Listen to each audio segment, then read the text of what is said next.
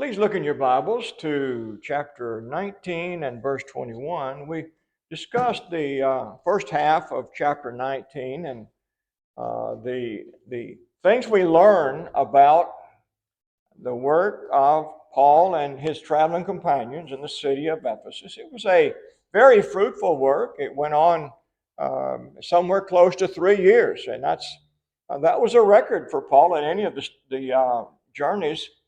It seemed like each time he would start working in a city, and then Satan would go to work, and then before you know it, there would be the unbeliever stirring up some kind of an action against Paul and trying to kill him, and he would have to flee. He only had 3 weeks in Thessalonica. And in many other places, one place he was stoned and left for dead in Lystra, and he was driven out of Antioch and Pisidia, out of Iconium. He had gotten to Corinth, and God said, "This time, nobody's going to lay a hand on you." And he worked a good 2 years there, or a year and a half. And here he even broke that record in Ephesus, going still another year. And we don't really know exactly how long he was there, but it was fruitful. It was going along real well. And then finally we get to this point here in verse 23. He was winding down. He was ready to do another work. There was always something that he needed to do. Paul is always thinking about the greater work of evangelism. All around him there were fields that were ripe for harvest. And not only that, he was worried and concerned about those who already had become Christians and yet were facing all kinds of challenges because of lack of knowledge, because of a lack of strength and faith, because of a lack of gifts. He's always thinking about what each one needs, always thinking, always analyzing. And one of the great issues from the very beginning of his ministry was the issue of preaching to the Gentiles. If you remember, going back to when he was in Antioch in Syria, that was where the disciples were first called Christians. It was a time when they began to put into practice what God had mandated to the Apostle Peter there with Cornelius in chapter 10 of Acts, and chapter 11, and the church had come together and they discussed that. And then there were those who continued. He called them spies from among the circumcision who had entered in disguised as disciples and were stirring up problems everywhere that he went. So he had those who were outright blatant unbelievers and others who were disguised as disciples and trying to impose the traditions of Judaism onto the Gentile Christians. And that was not God's plan. And you have that especially addressed in his letter to the Galatians, which was one of the first fields of labor in his first journey. Now we're in his third journey, and he's having a fruitful time. He has, along with his traveling companions, with Luke and Timothy, and at the beginning with Barnabas, and now with Silas, they have baptized a lot of people. They have established a lot of churches in many places. And everywhere they began in the synagogue, and they would build up as much as they could from within the Jewish community and those proselytes who came, and then word would spread throughout the city, and they would reach out to Gentiles, and they would have what would you call it? An interracial, intercultural church in each place.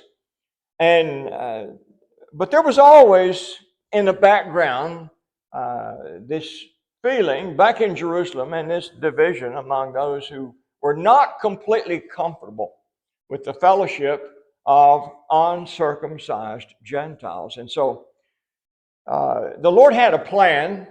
I'm not going to say it was Paul's plan. It might have been, but clearly it's the Holy Spirit's plan that there has been a famine back in Judea, and the mostly Jewish brethren back there are in need. They're in desperate need of help because of the famine. And so it's an opportunity the Holy Spirit sees to demonstrate that their brethren from the Gentile, mostly Gentile churches in Macedonia and Achaia, and they're in the land of Galatia and of Asia, that they would put together a contribution from those churches for the needy saints back in Jerusalem and Judea. And so that's the point of 1 Corinthians chapter 16 and verse 1 and 2. In his first letter to Corinth, he wrote that from this place at this time, and here in Acts 19. He writes this first letter to the Corinthians, and the last of that letter, he tells them on the first day of the week to lay by in store as each of you had prospered, and that he would be coming and he would help them gather together these funds to take to the needy saints. And then as he's on his way to gather these funds, this is in his mind now, here in verse 21. Paul is already making this plan to go and collect these funds. It would be a great proof of the power of the gospel to reconcile Jew and Gentile. It would show the beauty of his plan. And so, as he's making that journey, somewhere probably around Macedonia, he stops and he writes a second letter to Corinth in chapters 8 and 9, totally devoted to this effort of raising the money for the needy saints back in Jerusalem. So that's in his mind right here. And so, verse 20 of Acts 19, so the word of the Lord continued to increase and prevail mightily. Now, after these events, Paul resolved in the Spirit to pass through Macedonia and Achaia and go to Jerusalem, saying, after I've been there, I must also see Rome. And having sent into Macedonia two of his helpers, Timothy and Erastus, he himself stayed in Asia for a while. Now, he writes about that to the Corinthians and explains why he sent Timothy and Erastus ahead of himself so that they could prepare this contribution. They're talking to all the churches ahead of Paul's arrival. And what we will see in chapter 20 is that they will gather brethren from several of these churches who will travel with him to Jerusalem. Apparently, they will serve as a guarantee or insurance against any suspicion of scandal, of his raising the money for himself, having what they call an interested motive in gathering the money. No, it's not going to be for himself. These brethren would be carrying the gifts.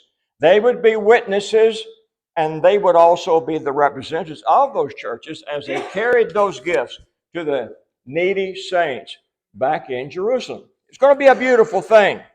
But meanwhile, before he can leave, in verse 23, it says, about that time there arose no little disturbance concerning the way.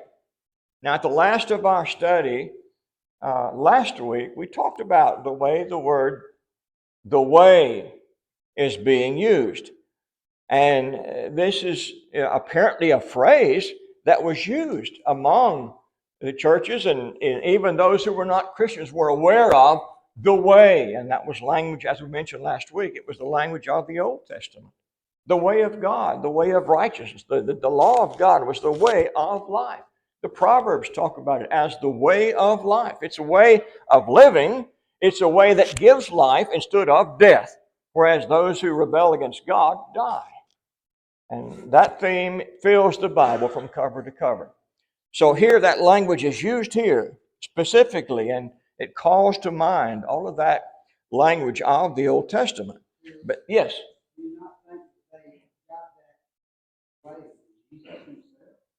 I think so. Exactly. John 14 and verse 6. I am the way, the truth, and the life. And if that's being used as a Hebraism, the first word is the key word, the way. And then the second two words will be like adjectives. That is, I'm the way. That is, true and that gives life, or that the true and living way. So here is the idea. It's powerful language that he's using. And you find that repeated in many, many places in the New Testament. Look in your concordance and you'll be surprised how often you find that word used. So, but now there's a disturbance because of the way. Now, what was wrong with this way? Well, we're going to find out. Because this way of living was transformative. It was revolutionary. In what sense? Who are these people? They are idolaters. What is their way of life? Well, they're worshiping. They've got gods all over the place. They've got temples everywhere. In this case, you have the temple of Diana and all of the mythology. And what's mythology, by the way? Is that history? We say myth, right? What does myth mean? It's not true, okay?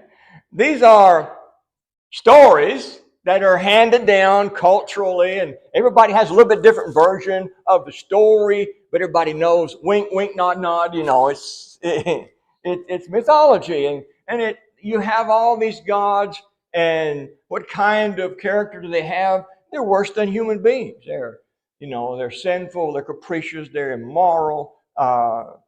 You never know. One day or the next, it's like the astrology, the stars, the fates, they were called.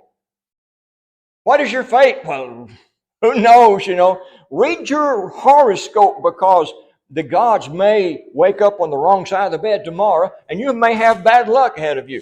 That's the idea of the way of life of these people. Whereas the only true and living God, how is He? He's always true. He's always holy. He's always righteous. He's always reliable. He always does what's right. It's a huge difference. Not only that, but He calls on men to be like Him. He calls on men not to live a disgusting and immoral and filthy life. He calls on men as if they're actually able to do that. And that the message that Jesus died, that there might be forgiveness of all of this filth and corruption. The Gentile world was famous. It's in their writings. The Greek philosophers wrote about these things. They wrote about their doubts about these gods. They wrote about the unrighteousness and the filth. They despised themselves. And as we say, these famous philosophers that you hear about when you go to the university, most of them died by suicide because they despised themselves. They lived that kind of life. Oh, so here comes the truth, someone who does not tell lies. It's a story. It's a history. It's real human events with eyewitnesses to relate the stories. It's not mythology, and it challenges all men to repent of their filthy, immoral lives and become partakers in this new life, in this new way of living that is true, full of integrity. And that was revolutionary. It was the way, and it's what Paul was teaching these people, and they were hearing it. This man, Demetrius, will tell us, as we read what he says to his fellow unbelieving silversmiths, we will get an eyewitness view of how Paul was evangelizing. What was he saying, and what was he doing? You see, money entered into this thing. Money closes the eyes. When you have an ambition to get wealthy, or you have an ambition to guard your source of income, even though it's based on mythology and corruption and immorality, even though that's true, but it's still my money, it's my trade. Follow him now. For a man named Demetrius, a silversmith, who made silver shrines of Artemis, brought no little business to the craftsmen. Okay, they're silversmiths, so they're jewelers. But what kind of jewelry do they make? They make these little shrines out of silver. And these would be used as good luck charms. They would wear them. or they would place them in special sacred places and perhaps offer sacrifices to them. It says, but it brought no little business to the craftsman. All right, here's a source of commerce, business. These he gathered together with the workmen in similar trades and said, men, you know that from this business we have our wealth. We have our money. Okay, that's the underlying issue in all of this. Now, it gets real noble here in just a minute. And it says, verse 26, and you see and hear that not only in Ephesus, but in almost all of Asia, this Paul has persuaded and turned away a great many people, saying that gods made with hands are not gods. So why were these people changing their way of living? What was Paul doing? Was he intimidating them? Had he raised an army, and did he declare that anyone who did not give up their idols would die? That he'd cut off their heads if they didn't submit to this new religion? Was that how Paul worked? He persuaded. Demetrius confesses. He did this with persuasion. Now, persuasion is what? How do you do that? You reason, okay? You reason with people. With what? Facts, knowledge, truth, rational ideas. You challenge the absurdity of the mythology. You challenge the mythology or the absurdity of thinking that this piece of silver actually could do anything for you. Like in the book of Isaiah, and in chapter 40, 1 or 2? Where the prophet Isaiah mocks the whole idea of cutting down a tree and fashioning an idol and taking a part of that wood and making a fire and cooking his food, and then the part that's left over making an image and then falling down and saying to that image, "Save me, Lord." It's hilarious. This was rational persuasion. Why did everybody believe in all these things? It was their culture. It's what their mom and daddy did, and their grandpappy, uncles and aunts and cousins. It was the way of life. It just was. And everybody knew what the traditions were and all the stories. They told their children about it. You didn't have to believe it. You just had to fear it. They call it fear. Superstition was the fear of demons. It was based on, superstition. Don't walk under a ladder. Why? Bad luck. No, what's the scientific evidence for that? Not any. But you don't walk on a ladder. Why? Might be true. I don't know. It's not based on rational truth. It's based upon the fear of things. Somebody somewhere said, and maybe it might be true. That's not rational. But the gospel's rational.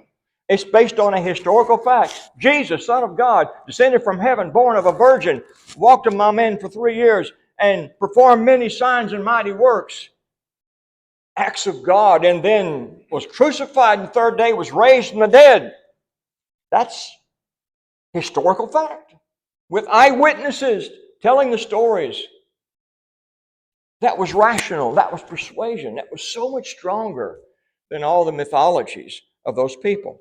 So he said, Paul persuaded and turned away a great many people, saying that gods made with hands are not gods. Now verse 27.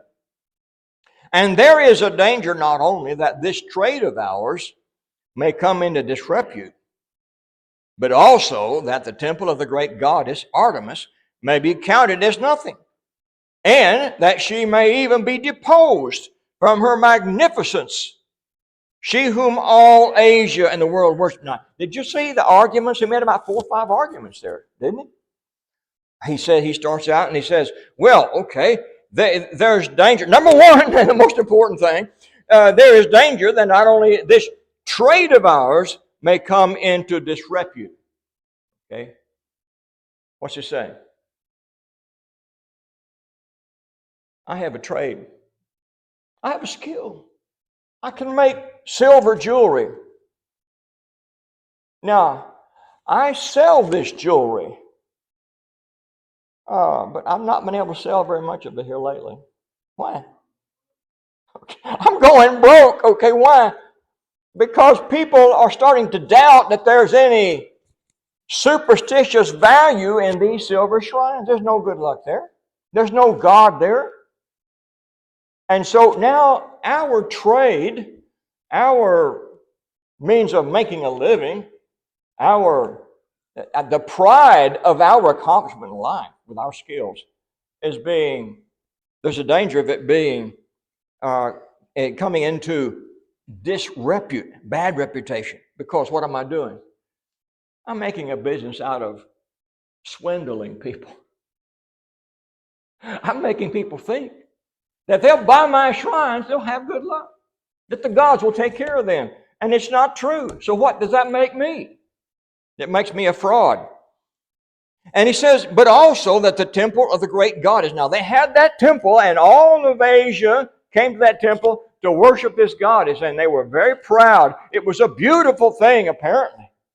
And they were proud of it. It was a source of great pride. We are the hosts of the temple of the great goddess. Notice, the great goddess, Artemis. But now, people are starting to doubt that she's great. What are they counting her? Nothing. She's not great. She's nothing. Could that be true? It doesn't really matter, It's just that this is going to hurt our feelings. It's getting more and more emotional. Now, when you start talking about somebody's pocketbook, it gets really emotional. It's going to cost me money. Now it's going to cost me my esteem, my honor. Now you're getting me really mad because you're insulting my honor. You're questioning my honor. And now he says, and this goddess Artemis counted as nothing, and that she may even be deposed from her magnificence. Deposed means what? What does that suggest to you? Taken off her throne. It's the idea of royalty. Okay. Kicked off of her throne she's in all of her magnificence. She is going to be dishonored. Now, how does that make you feel? Have you noticed how much journalists today talk about how you feel? We are being more and more conditioned to not be rational and logical, but rather to be emotional. Why? Emotional is not rational. But emotional is powerful. And we will see. When you can get the emotions stirred up, even if it doesn't make any sense, doesn't matter. It's just a lot of fun, And we are really into fun today. We're really into entertainment and those things. And everybody's doing it and everybody's excited. And he's getting these people stirred up. And he says, she whom all Asia and the world worship. Now, can the whole world be wrong? Now tell me, could all Asia be wrong about this? Yeah. But see, that's what they tell us today about our scientists. The whole world knows that we evolved from monkeys, Don't you know that? What kind of a stupid person are you that you don't know? Everybody knows that. What kind of an argument is that? Is that logical or emotional? It's emotional. Yes. But even his is hyperbole because, a lot of Asia is under the influence of Greek mythology. Yeah. But if you look worldwide, the Egyptians, those who came from a Persian background, right, barbarian nations, right, they worship a bunch of different gods. Yeah. So you're being logical there. So he's exaggerating. Yeah, it is. He's exaggerating for the emotional effect. And it's a calculated thing. They know they're doing that. They know what you're saying is true. Doesn't matter really, because truth is not what emotion is being based on here. It's being based on an ambition to stir up everybody. And if you'll notice, and listen, it's the same way today. I mean, the emotions we've had our emotions stirred up for so long that if we do this, it's going to destroy the ozone layer in the north. I hadn't heard about that much lately, but we used to hear it all the time. And if we had to change all of our air conditioners and all the freon, and because we're all going to die, or we might, and we're given all these things that might happen, but the whole idea is calculated to make us emotionally upset so that we'll follow them wherever they go, whether it's rational or not. So we are becoming a very emotional people, and we're being led down the road. And it's not just in politics, it's also in religion, in many churches. Many false doctrines today are promoted not by the reason of the Word of God, but based upon feelings and emotions and how it feels. And if it feels good, it must be right.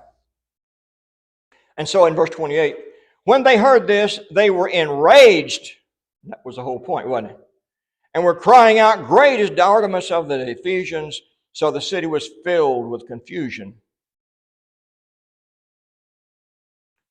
Confusion is a factor of emotion. Haven't you heard that before? Someone's very emotionally moved and I'm confused. How many times have you heard that? I don't know what to do. I'm confused. Because of the emotions, the rage, the anger, or the fear, or who knows, whatever the emotion might be. And so the whole city was filled with confusion, and they rushed together into the theater, dragging with them Gaius and Aristarchus, Macedonians who were Paul's companions in travel.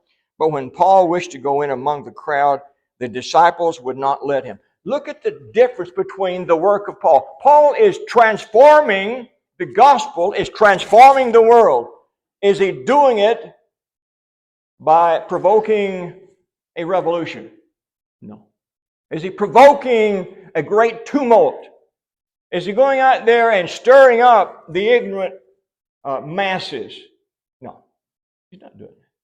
Those who do that are the ones who can't give an answer. That's a great debate tactic, isn't it? If you can't answer the debate point, what should you do? You raise your voice and you shout. That's what you do, because you don't have a good answer. But if you shout loud enough, somebody might believe that what you're saying is true. And so that's what they're doing now. And so it's a part of what we have to contend with in evangelism, because we don't evangelize this way. We don't shout people down.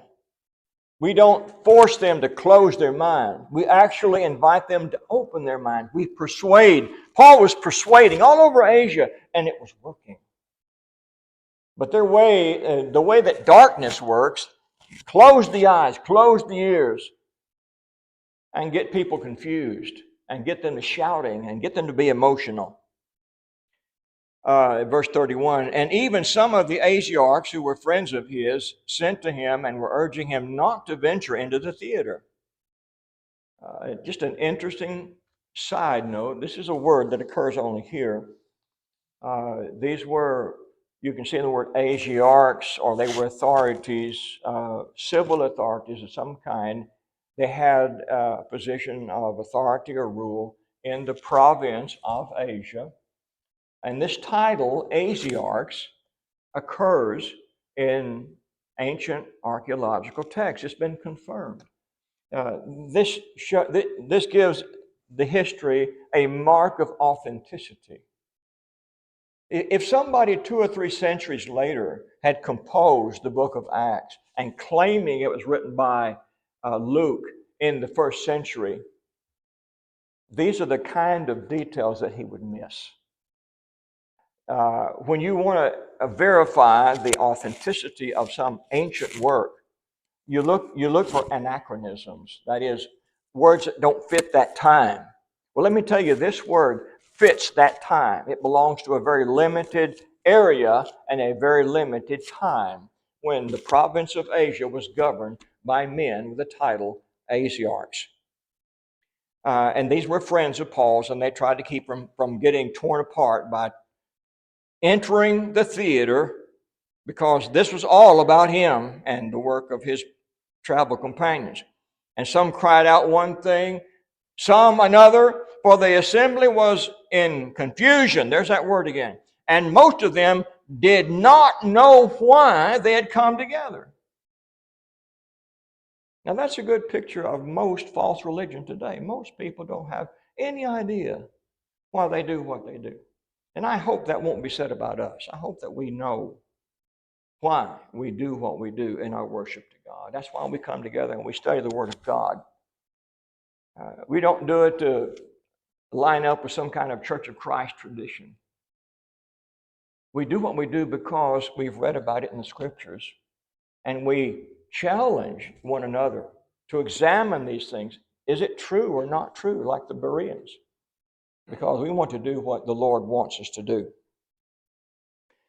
And so some of the crowd prompted Alexander, whom the Jews had put forward, and Alexander, motioning with his hand, wanted to make a defense to the crowd.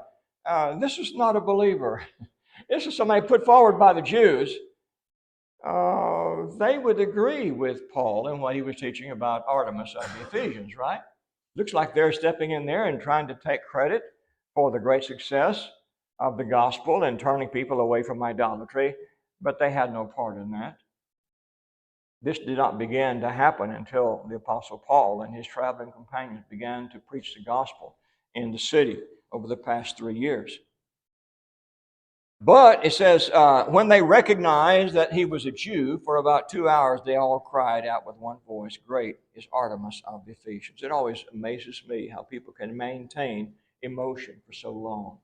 But there is a limit to emotions, isn't there? Eventually, what happens?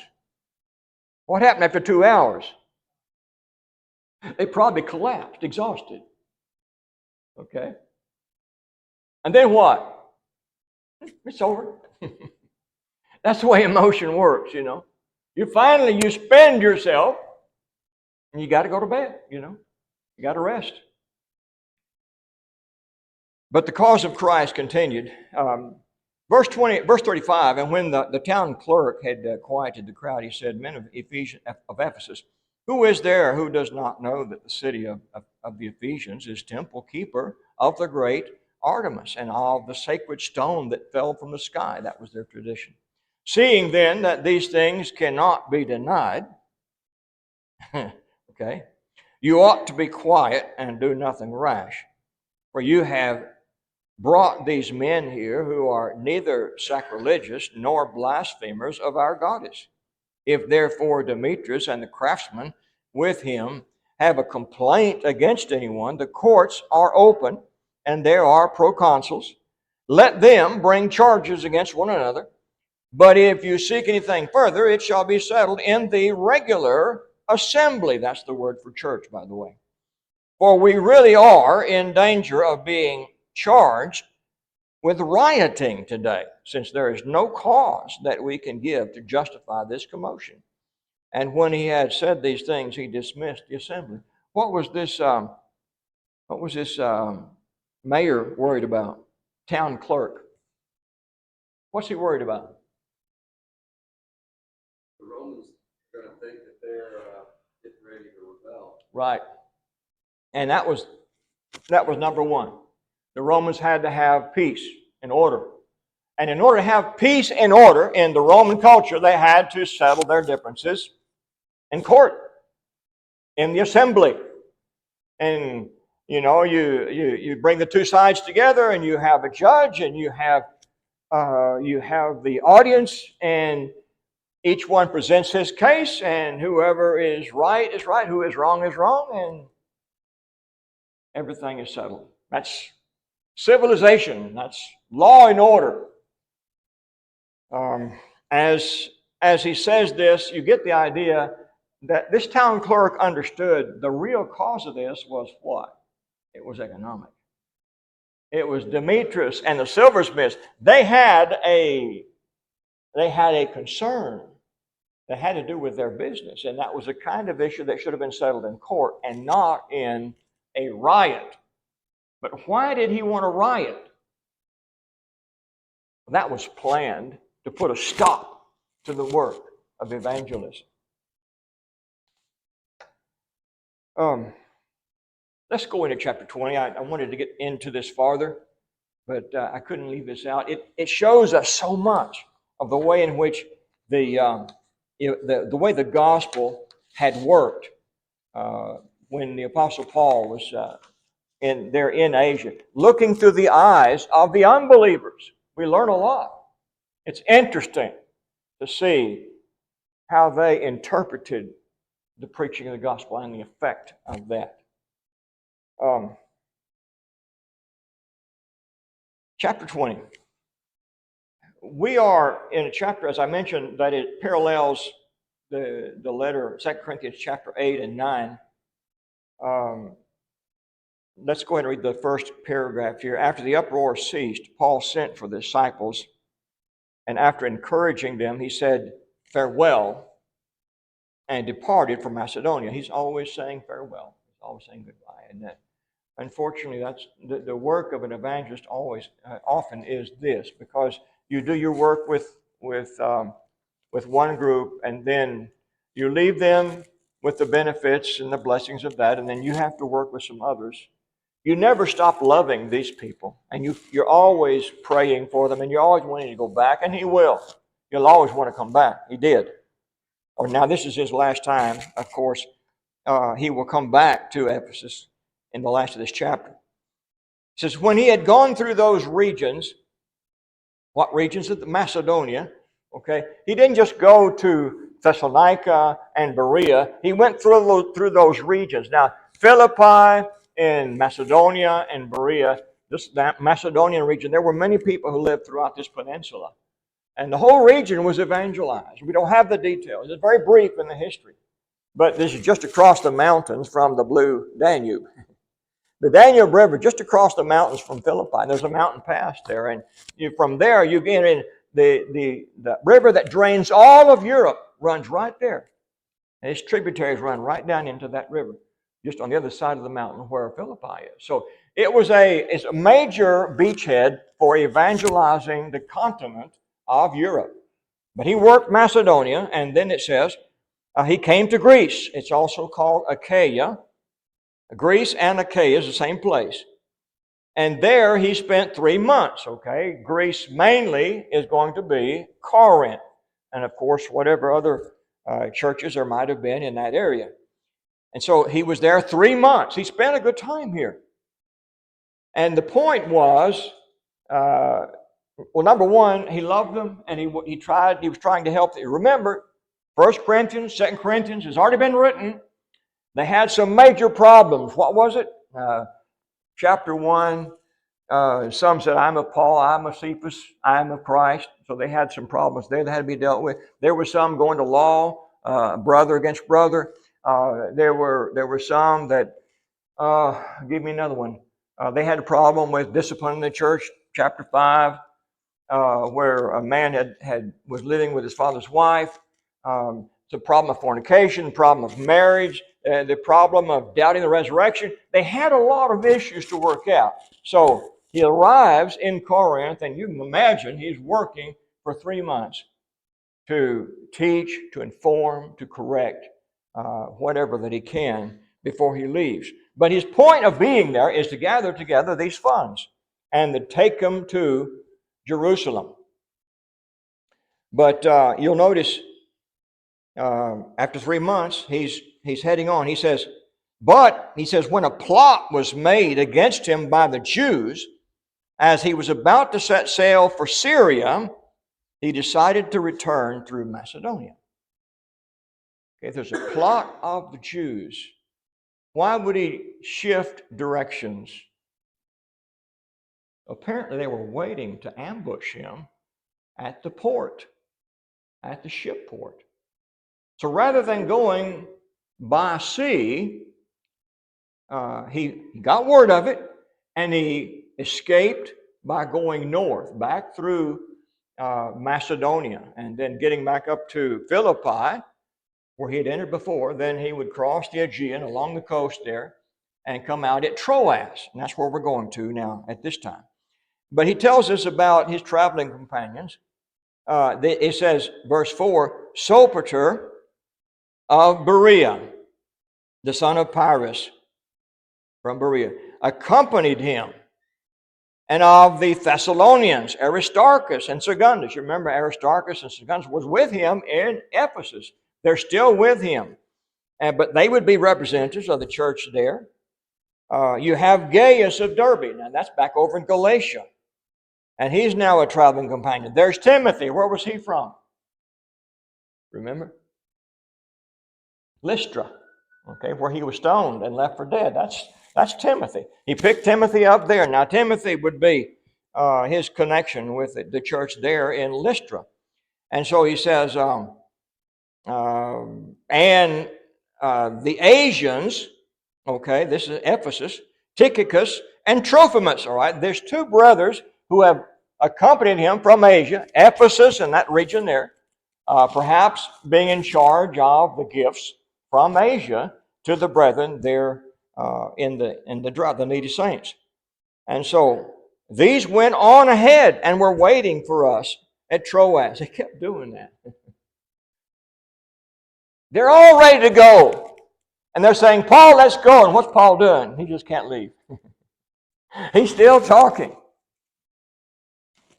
Preachers are bad about that. You know, they don't want to stop. And says, Paul says, all right, go ahead. I'll catch up. And so they do. They go on up. They go on up to Troas, and they'll be waiting for him there. He says, but we sailed from Philippi after the days of unleavened bread.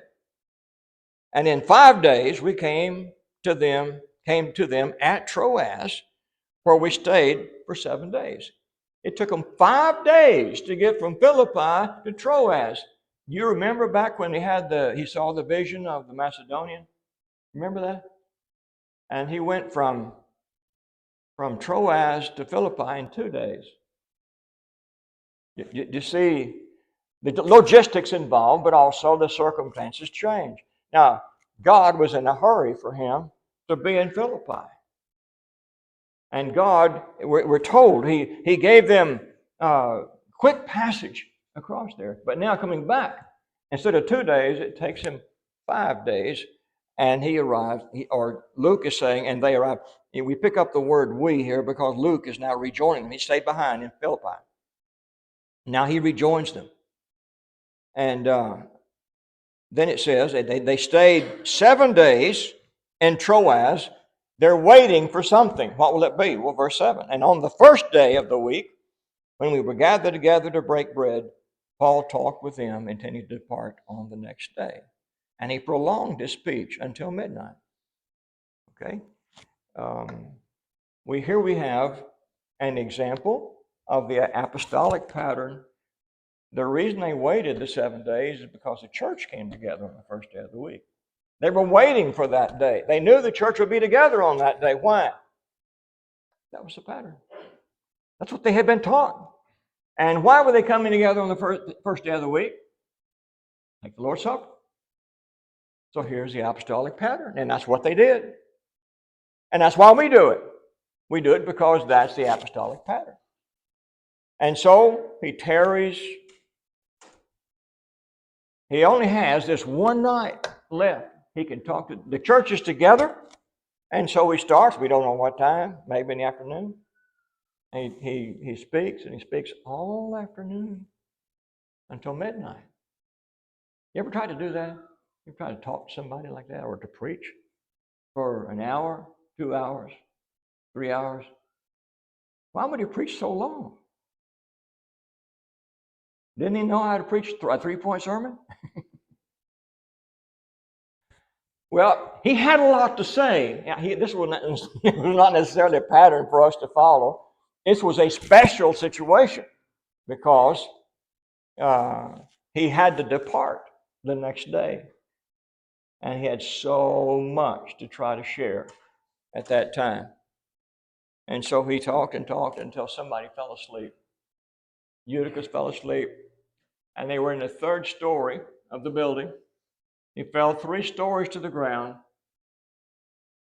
and they took him up dead.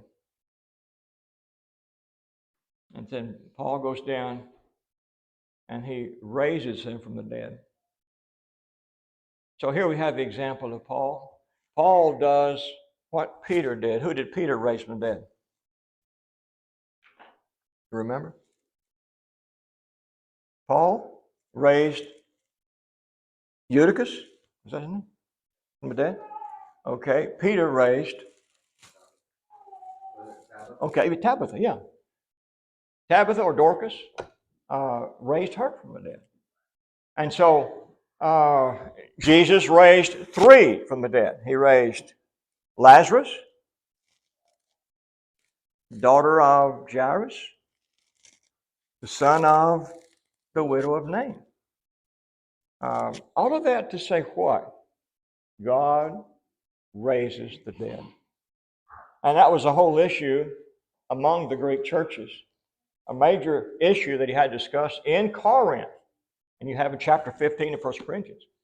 Because there were those Christians who were denying the resurrection of the dead.